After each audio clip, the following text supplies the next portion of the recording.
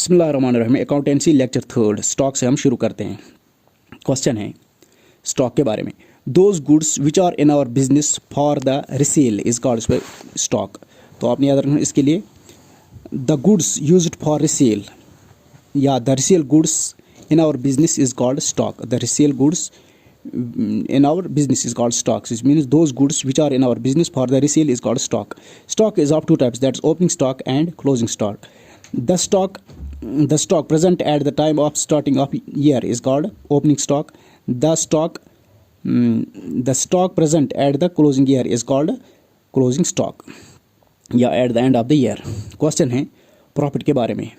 Sales minus expense is equal to profit. That's S minus E is equal to profit. SEP. That sales minus expense is equal to profit. What is the nature of profit? इसका सूचित है regular nature. Question है the excess बहुत ही important, the excess of revenues of a period of year बहुत ही important question है। The excess of revenues of a period of year or its related expenses during an accounting year is called as profit. ठीक है ना। Note profit increase the investment of owner. ठीक, ये note आप याद रखिए, की फैक्ट है। The profit increases the investment of the owner. What is gain? The profit that rises from events or transactions which are incidental to the business such as sale of fixed assets, winning a court case, appreciation in the value of an asset is called, इसका सूचित है gain. ठीक है ना। तो आपने रखूंगा the profit that rises from events or transactions which are incidental to business such as sale of fixed assets, winning a court case, appreciation in value of an asset is called gain. ठीक है ना। So this means the profit that rises from events or transactions which are incidental to business is called gain. For example such as sale of fixed goods, winning a court case, appreciation in the value of an asset. Question है what is the nature of gain? इसका सब gain is of irregular nature. ठीक है ना। While as profit जो है it is regular nature. The profit of irregular nature is called gain. So this means the profit of irregular nature is called gain. The profit of irregular nature is called gain. Question है discount के बारे में। When we sell any item less than its selling price, it is called as discount. ठीक है ना। सो आपने याद रखूंगा the selling of an item less than its selling price, the selling of an item. ठीक है ना। तो आपने डिस्काउंट के हवाले से the selling of an item less than its selling price is called discount. ठीक है ना। This means when we sell any item less than its selling price it is called as discount. Discount के दो types होते हैं, that is trade discount and cash discount. The discount are of two types, that is trade discount and cash discount. तो आपने याद रखना होगा पहले जो ट्रेड डिस्काउंट होता है वो क्या होता है।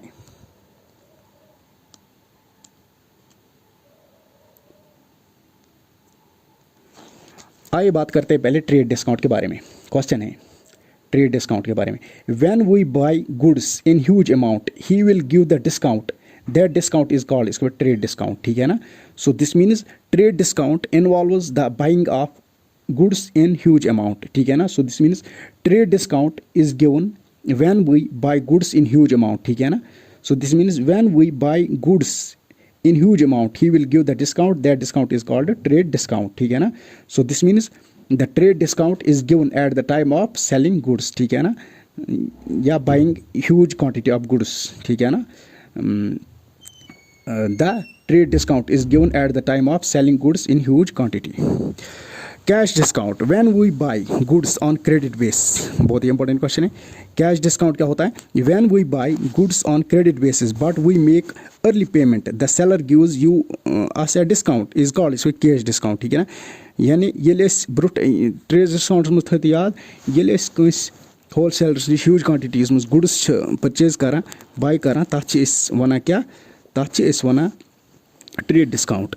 यिस पर कैश डिस्काउंट क्या गो, ये बाय गुड्स करान यानी हेवान गुड्स ऑन क्रेडिट बेसिस, यानी वजम हेवान मगर दिवान अर्ली पेमेंट, वजम आना तो मगर दिवान अर्ली पेमेंट, तो सेलर युस जन सह दिवान डिस्काउंट, तथ वन कैश डिस्काउंट। ठीक है ना। इट एक्ट्स एज एन उसके बाद अपने याद रखने का ट्रेड रिसीवेबल। ट्रेड रिसीवेबल क्या होता है? ट्रेड रिसीवेबल क्या होता है? It is used as a collective term of debtors bill is receivable, debtors plus ठीक है ना। तो आपने याद रखना सर, ट्रेड रिसीवेबल्स क्या होते हैं? Trade receivable is a collective term used for debtors and bills receivable. तो आपने याद रखना, ट्रेड रिसीवेबल क्या है? It's a collective term used for debtors and bills receivable. तो आपने याद रखना इसके लिए, trade receivable it is used as a collective term of debtors and bills receivable. So this means debtors plus bills receivable is equal to trade receivable, ठीक है ना। तो आपने याद रखना इसके लिए, ट्रेड रिसीवेबल क्या है? It is the collective term of debtors and bills receivable, ठीक है ना। So this means it is the collective term of debtors and bills receivable, that is debtors plus bills receivable is equal to trade receivable. So this means, और इस तरह से भी आपने याद रखना, the collective term which is used for debitors and bills receivable is called trade receivable. Bills receivable involves paperwork, while as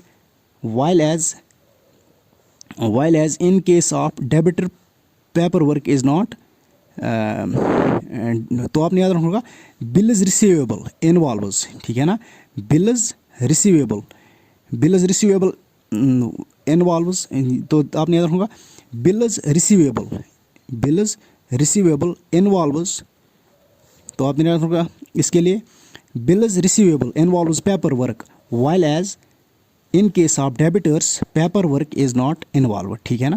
तो इसमें इन ट्रेड रिसीवेबल क्या होता है? ये कलेक्टिव टर्म हम यूज़ करते हैं किसके लिए? बिल्स रिसीवेबल और डेबिटर्स के लिए।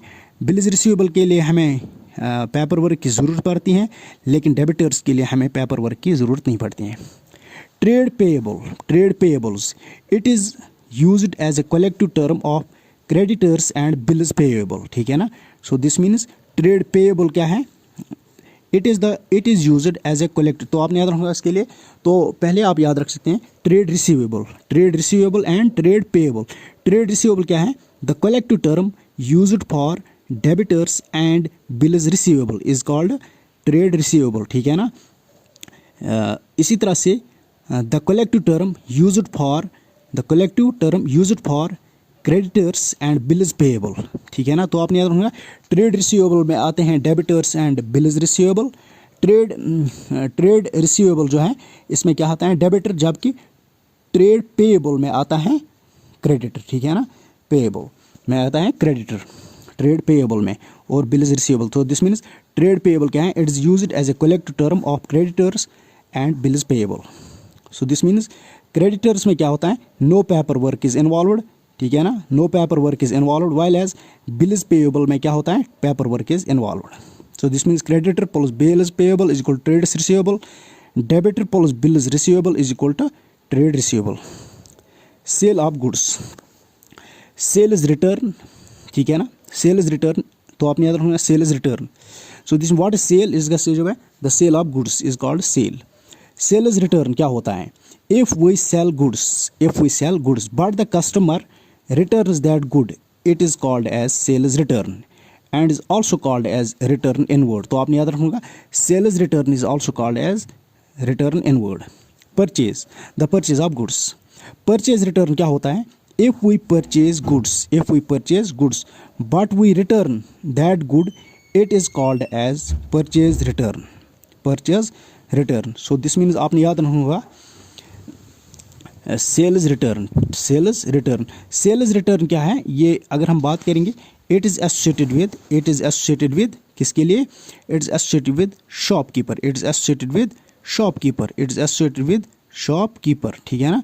वाइल एज परचेज जो है it is related with person. So this means sales return क्या होता है? If we sell if a shopkeeper sells goods but the customer return that good, it's called as sales return is also called as return inward। purchase क्या होता है? purchase of goods। purchase return क्या होता है? if we purchase goods but we return that good, it is called as purchase return and is also called as return outward। So this means purchase sales return is called as return inward, while as purchase return is called as return outward. तो आपने इसके लिए क्या याद रखना होगा, sales return में क्या होता है, when a customer gives back goods to the seller after buying them. So this means when a customer gives back goods to the seller after buying them is called sales return. ठीक है ना, यानी sale आए वापस. For seller it means goods sold come back. ठीक है ना, for a seller it means goods sold come back. Purchase return क्या होता है, when a buyer gives back goods to the supplier after purchasing them. ठीक है ना, it means goods brought और returned. For example, you sell a shirt to a customer and they return it is called sales return. You buy a shirt from a wholesaler and return it is called purchase return. ठीक है ना, you buy a shirt from a wholesaler and return it is called purchase return. तो आपने इसके लिए भी याद रखना होगा, जो सेल्स रिटर्न जो है it is associated with the customer, while as the purchase return is associated with the, तो आपने याद रखना, the sales return is associated with the shopkeeper and the customer, while as the purchase return is associated with the shopkeeper and the wholesaler. ठीक है ना, तो आपने याद रखना इसके लिए, when a customer gives goods back to the seller after buying them, for the seller it means goods sold came back. Purchase return क्या होता है, when a buyer gives back goods to the supplier after purchasing them is known as purchase return. So this means you sell a t-shirt to a customer and they return it is called sales return. You buy a shirt from a wholesaler and return it is called purchase return. Short trick remember है, sales return क्या है, return of sales, while as purchase return क्या है, return of purchase. Question है, the excess of expenses, loss के बारे में सवाल है. The excess of expenses of a period over its related revenues is called, इसका सोच में loss. So this means the excess of expenses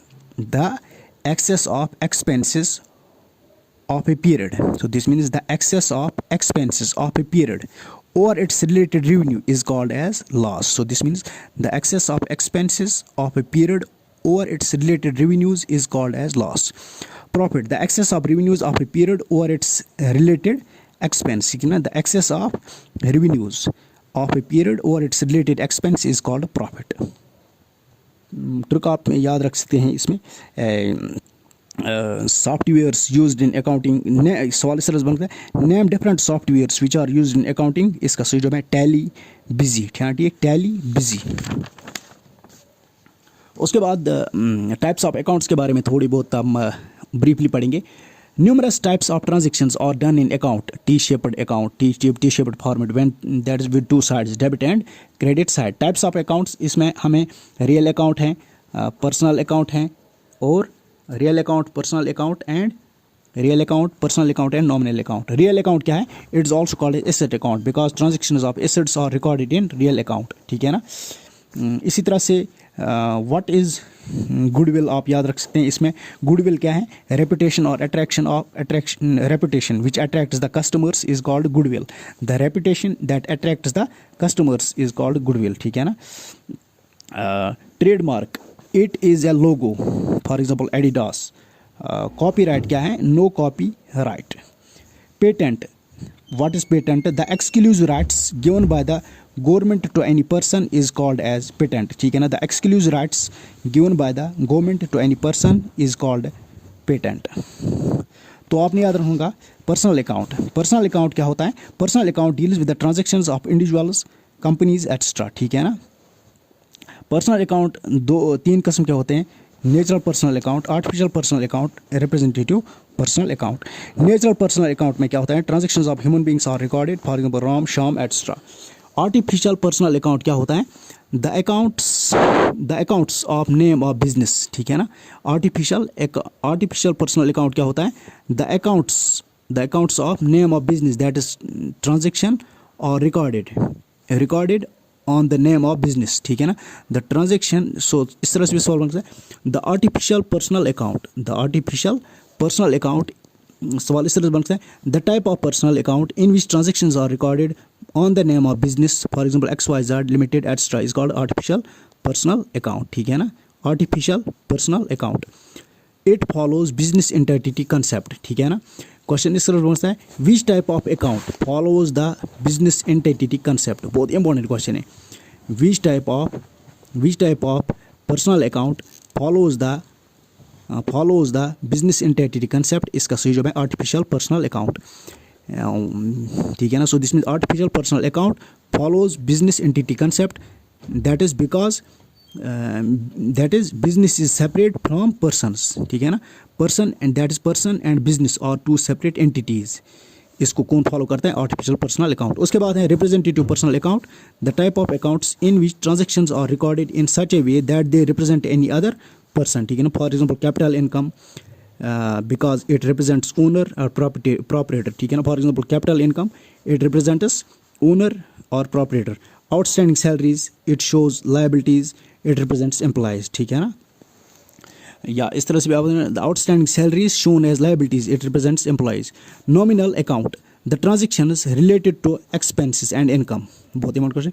the transactions related to expenses and income are called as nominal account, also called as expense income account. For example, rent paid, commission paid, dividend received, interest received. Question है, what is dividend, ठीक है ना। The part of profit shared to a shareholder, बहुत important question है। The part of profit which is shared to a shareholder is called dividend. तो आपने याद रखना रियल अकाउंट के लिए क्या रूल है, the real account deals with the assets, तो आपने याद रखना बहुत इंपॉर्टेंट कंसेप्ट है। The real account is also called as asset account because it deals with assets except, सवाल इस तरह से भी बनता है, the real account deals with the assets, सवाल इस तरह बनता है, the real account deals with the transaction of assets except, इसका सब एक्सेप्ट डेबिटर, बहुत इंपॉर्टेंट क्वेश्चन है। The real account deals with the transaction of assets except, इसका सब debtor as per the real account, ठीक है ना। What is the rule for real account, इसके as per the real account debit what comes in, credit what goes out. For example machinery sold for cash, machinery credit, cash debit. Personal account, what is the rule for personal account, इसका debit the receiver, credit the giver. For example machine sold to Ram on credit, machine is asset, ठीक है ना। यहाँ पे real account तो आपने याद रखना इसके लिए, पर्सनल अकाउंट के लिए डेबिट द रूल क्या है इसके लिए, debit the receiver, credit the giver, debit the receiver, credit the giver. For example machine sold to Rome on credit, machine क्या है यहाँ पे एसेट है, तो रियल अकाउंट का रूल लगेगा यहाँ पे, ठीक है ना, तो मशीन क्या हो जाएगी, क्रेडिट, ठीक है ना। मशीन सोल्ड, ठीक है, इसको हमने सोल्ड किया है, राम क्या है, डेबिटर, ठीक है ना, debtor, so this means receiver debit, ठीक है, दिस मीन्स रिसीवर, ठीक है ना। राम क्या बन गया, हमें डेबिटर बन गया, that he received the machine on credit. Nominal account deals with the transaction of income and expenses, nominal account deals with the incomes and expenses, ठीक है ना, इनकम्स एंड एक्सपेंस, तो आपने याद रखोगा the nominal account deals with the incomes and expenses, the nominal account deals with the expense and incomes, the nominal account deals with the expense and income, ठीक है ना, एक्सपेंसेस एंड इनकम, नॉमिनल के लिए आप याद रखोगा expense and income, expense and income. सवाल इस तरह से पूछता है, nominal account deals with the transaction of, इसका सब है expenses and incomes. What is the rule of nominal account, इसका डेबिट ऑल एक्सपेंसेस और लॉसेस, क्रेडिट ऑल इनकम्स और गेन्स। तो आपने what is the rule for nominal account, that is debit all expenses और losses, credit all incomes and gains, बहुत ही important question है। What is the rule for nominal account, इसका सही जवाब है डेबिट ऑल एक्सपेंसेस और लॉसेस, क्रेडिट ऑल इनकम्स और गेन्स।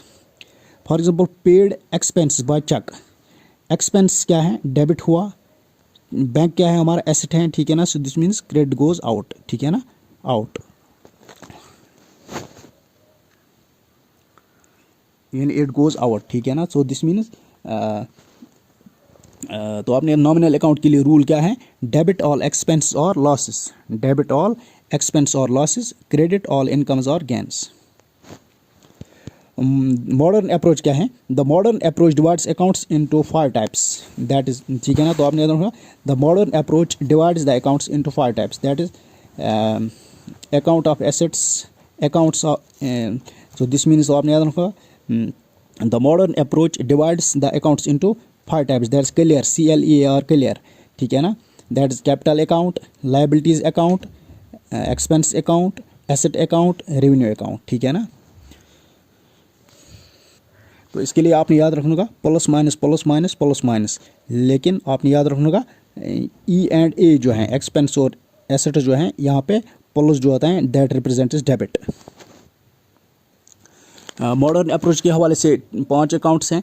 एसेट अकाउंट्स में क्या होता है, डेबिट रूल्स क्या होता है, debit the increase credit the decrease. Liabilities account में क्या होता है, debit the decrease credit the increase. Capital account में क्या होता है, debit the decrease credit the increase.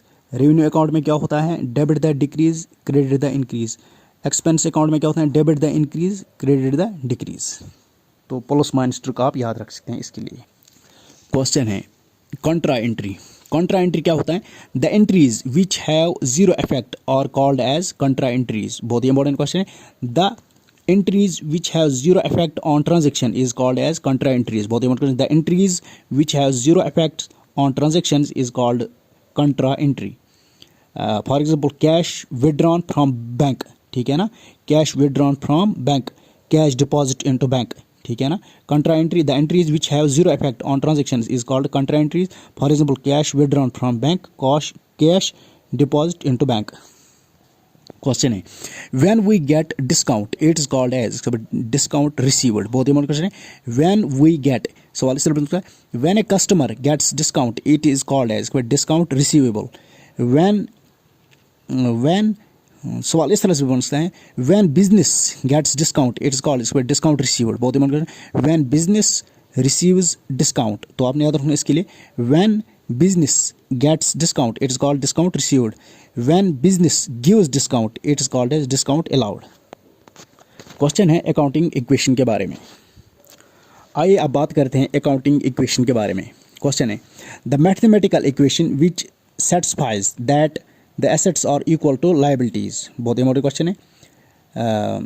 The mathematical equation which signifies that assets are equal to liabilities। बहुत important question है। The mathematical equation which signifies that assets are equal to liabilities is called as accounting equation. Assets is equal to liabilities, internal liability and external liability. Give example of internal liability, इसका जो है capital, तो आपने याद रखना इसके लिए। Give examples of internal liabilities, इसका सही जवाब है लोन। सवाल इस तरह से, give examples of internal liabilities, that's internal liabilities. Give examples of internal liabilities, इसका सही जवाब है capital, loan from domestic bank, government bonds, salaries, wages, accounts payable to local supplier, tax payable. External liabilities, give examples of external liabilities, इसका सही जवाब है creditor bank loan. Question है liabilities are of two types, that's internal liabilities and external liabilities. Internal liabilities, तो आपने याद रखना इसके लिए internal liabilities, the internal liabilities और ओब्लिगेशंस, द इंटरनल लाइबिलिटीज और the obligations owed within the same country और original organisation paid in a local currency. बहुत इंपॉर्टेंट क्वेश्चन है। इंटरनल लाइबिलिटी क्या होता है, द इंटरनल लाइबिलिटीज और obligations owed within the same country और organisation paid in local currency, ठीक है ना।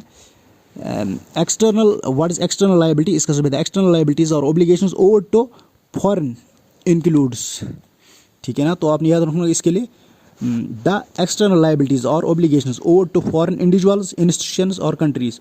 For example loan from foreign bank paid in foreign currency, ठीक है ना। फॉर एग्जाम्पल क्रेडिटर्स, ठीक है ना, क्रेडिटर्स। तो आपने याद रखना इसके लिए इंटरनल लाइबिलिटी क्या, सॉरी एक्सटर्नल लाइबिलिटी क्या होती है, इंटरनल लाइबिलिटी क्या होती है, द इंटरनल लाइबिलिटीज और obligations owed within the same country और organisation paid in a local currency, while as the external liability is the obligation owed to foreign individuals, institutions or countries, for example loan from foreign bank paid in foreign currency, for example creditors. Give the example of internal liabilities. इसका सब है capital, loan from domestic bank, government bond, salaries, wages payable to employees, accounts payable to local suppliers, taxes payable to government, taxes payable to government, ये क्या है internal liability, ठीक है ना. debentures held by residents, ठीक है ना. तो आपने याद रखना होगा इसके लिए. give the examples of internal liabilities. इसका सब है loan from domestic banks, government bond, salaries, wages payable to employees, accounts payable to local suppliers, taxes payable to government, ठीक है ना. and debentures held by residents, debentures held by residents, इसका सही है. ये internal liabilities की example है. external liabilities की example है creditor. अकाउंटिंग इक्वेशन क्या है? What is accounting equation? इसका है assets is equal to liabilities, assets is equal to liabilities, that's assets is equal to capital plus liabilities, that's capital plus liabilities, that's ALC. A is equal to assets, A is equal to LC, that's ALC, that's assets is equal to liabilities plus capital, ठीक है ना. It's an accounting equation. Which means accounting equation जो है, accounting equation क्या है? Assets is equal to capital plus liabilities, ठीक है ना. ALC, ठीक है ना. A is equal to asset, A क्या है? Asset is equal to C for capital, L for liabilities, यानी ALC accounting equation. Shown in balance sheet, so also called as balance sheet equation. तो आपने याद रखूंगा the accounting equation shown in balance sheet so is also called as balance sheet equation. The accounting equation is also called as balance sheet equation. थोड़ा single entry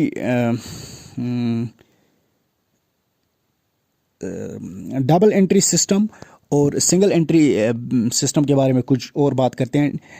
double entry system of accounting dual aspect, that is every transaction has two effects, debit and credit. One account is debited and corresponding account will be credited with the same account, ठीक है ना, amount. Single entry system क्या है? Single aspect of transaction is considered. For example cash sales made to mister x, ठीक है ना. Cash क्या है? एसेट है, ठीक है ना. डबल एंट्री सिस्टम, ठीक है ना. ये क्या है? कैश, कैश क्या है? Cash sales made to mister X, this means double entry system.